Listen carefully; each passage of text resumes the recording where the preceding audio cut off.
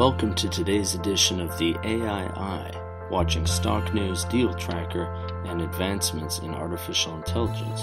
This is a special edition of the AI Eye featuring an interview with Dr. Danny Rittman, CTO of GBT Technologies Inc. GBT Technologies is a development stage company developing Internet of Things and artificial intelligence-enabled mobile technology. The interview focuses on the company's recently announced implementation of recurrent relational reasoning into its Avant AI and the application of this in the medical field. GBT Technologies is traded on the OTC PINK under the ticker symbol GTCH. Danny, thanks for joining us today. Thank you very much for having me today. Now, a recent GBT press release indicates that the company plans to implement recurrent relational reasoning, or RRN, into the Avant AI system. Can you explain this to listeners? Sure. What we call the recurrent relational network is actually state-of-the-art, one of the most recent technologies in AI, which we actually decided to implement during the past few months, since we are heading, towards implementations for Avant with a completely advanced direction in the medical field, which I will explain later, which we decided and we evaluated and thought that this type of technology will definitely benefit from it. Again, just a brief about what is the relation network.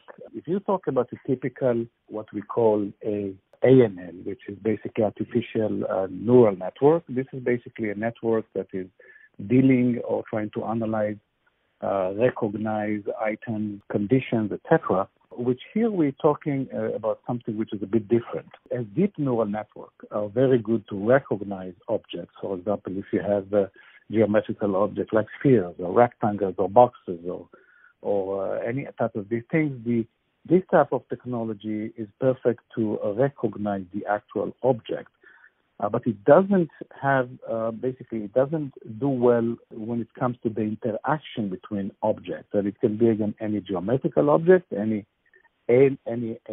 type of objects, which are very important. But that's where we decided to actually go and implement and start development for the RRN, which what we call the recurrent relational network, which are very good for the interaction between the objects. So the major advantage of the recurrent relational network is that they can actually perform what we call reasoning between objects. And then I'll just give an example, okay? If I need to ask the system that is based on RRN, say, what is the size or what size is the cylinder is to the left of the brown metal box that is to the right of the red sphere, for example. This type of question is basically dealing with the relations between objects, which this is the main idea of the relational network. What are relational networks are good for? They are good for basically find all kind of relations and reach conclusions and analysis propagating from these relationships between the objects in order to make conclusions. For example, to identify. So if we talk about, and that's one of the main reasons why we implement this network, if we want to identify suspicious objects, let's say within an MRI scan or a CT scan image or an X-ray image, then our RRN will actually scan the data, make sure that it knows and understands relations between objects, according, of course, to pre-AI programming for that. And then we'll be able to alert and tell us, okay, this is an object here. It's based on its relations to others. It's been flagged as a suspicious one. Let's go ahead and check that. So that's one of the major reasons why we implemented what we call, again, the RRN, the recurrent relational network, because it can provide us and enable Avant or our AI system, what we call a relational reasoning. It has the capability to give us identification for actual objects related to each other. And this gives us a big benefit developing upcoming applications, which are going to be in the medical field. So tell listeners a bit about how this object relational reasoning applies to solutions in the medical field. One of them is, for example, provide an image analysis of a medical information. And when I'm talking about imaging, it's what we call a medical imaging. That means MRI imaging. That means a CT scan imaging, CAT scan, advanced ones, X-rays, ultrasound is one of the biggest imaging that we can actually go further into. And there's a wide variety of technology today that all this digital imaging is going into the medical field using wide varieties of technologies. One of them is, for example, the laser acoustic. Laser acoustic is a combination of guiding laser for acoustic waves. It can build very accurate imaging of, for example, arteries or internal organs. The main problem with this is it builds, it's put on a computer screen a vast amount of data. You see a lot of objects inside the human body, and it's sometimes very not clear to define, okay, is this white spot here is okay to be in that white spot or is not supposed to be in the white spot? And that's one of the things that we are actually trying to figure out now. When doctors encounter basically issues with identifying objects, if they are okay to be there or they're suspicious as, for example, a tumor or any other things of that nature, that's where our system comes. That's where the RRN will come to effect. It will identify, it will compare, it will find relations to others. So wait a minute, this object here, is not supposed to be there.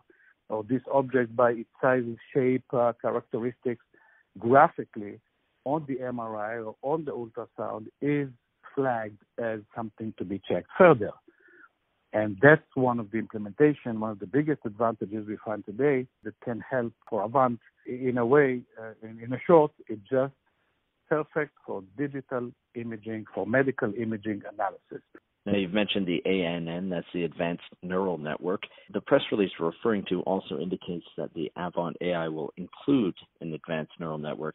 Can you tell listeners what role this will play in the technology? Correct. The ANN is something that is, is not something new. Yes, we developed here, in GBT further advanced. Every company, if it's Google, if it's IBM, any company doing AI today is trying to fine tune, is trying to make their ANN better, and but the main concept there is quite similar. It just everyone has its own flavor, I would say. Okay, so. Every algorithm can be tuned, can be done in different way in order to achieve better performance, a faster response, real time, better analysis, etc. But the main concept of ANN is quite, same, similar between all ANN. And again, ANN is giving us the basic analysis of what we call, for the, I would say for the recognizing the recognition. If we take a look at and we use a vast amount of ANN technology ourselves, of course.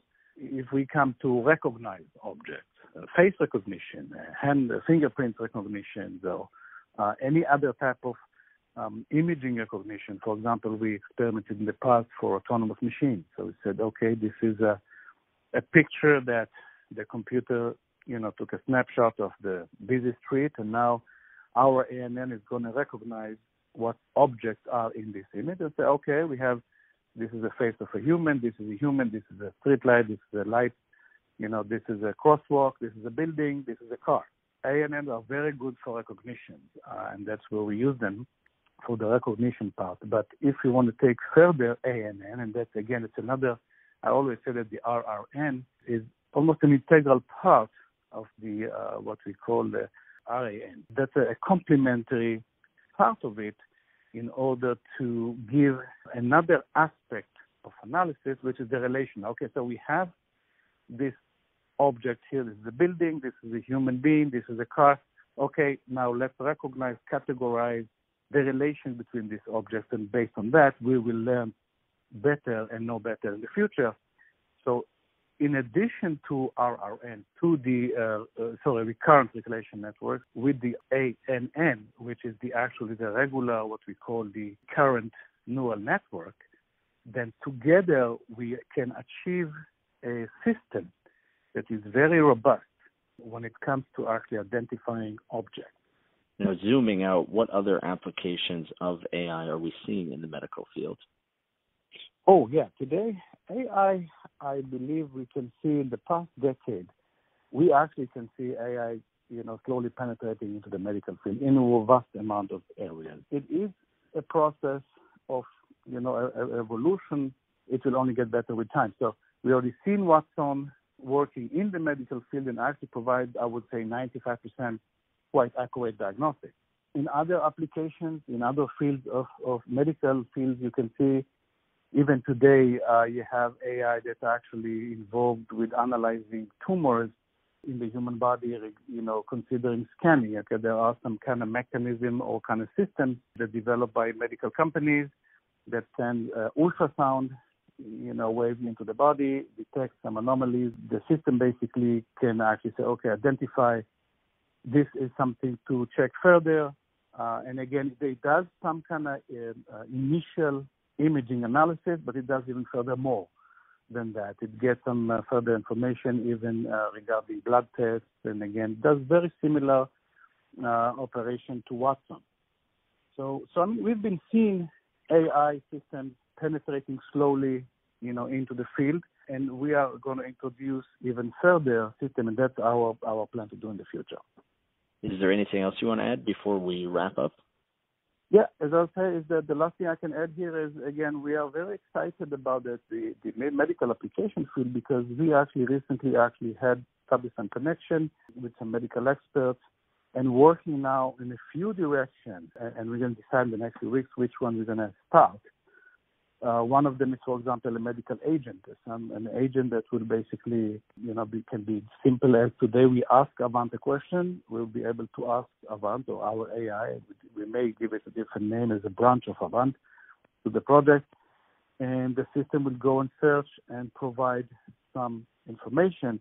Again, we are not, at the beginning, definitely will not be targeting replacing doctors, but we may definitely be able to provide a medical advice.